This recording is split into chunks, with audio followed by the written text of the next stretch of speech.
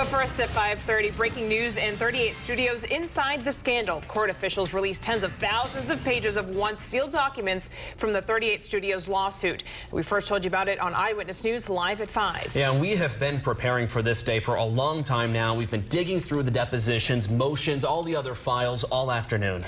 The video game company founded by former Red Sox ace Curt Schilling filed for bankruptcy in 2012, 2 years after Rhode Island's Economic Development Board guaranteed a $75 million loan to lure 38 studios to the state. Someone I've been wanting to talk to all day long, WPRI.com reporter Ted Nesi.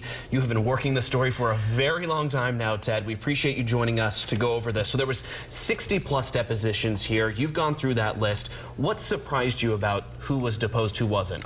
It surprised to me, I bet it'll be a surprise to people at home as well, is that Curt Schilling, the founder of 38 Studios, as you just mentioned there, Kelly, was not deposed. Now, just a few minutes ago, our colleague Tim White spoke with the lead lawyer for the state in this lawsuit. He said that was done because Curt Schilling, of course, was diagnosed with cancer last year and therefore was not available, and so they decided they didn't need that testimony. But no answers about 38 Studios from Curt Schilling here. Also, Senate President Teresa Paiva-Weed. You know, all the focus in these documents is on the House, Speaker Gordon Fox and others involved, but really no looking at the Senate's role in this, and so Paiva-Weed did not have to answer questions. So those are two people we don't hear from here. All right, very interesting. I know this is the very beginning. There's a lot of pages to look through, but what are some of the headlines that you're already seeing? I mean, the number one thing to me is the level of Gordon Fox's involvement in 38 Studios and the earliness, if that's a word, that he was involved. I mean, Gordon Fox, we're seeing allegations he was meeting roughly 9 months before Governor Carcieri had even heard of 38 Studios.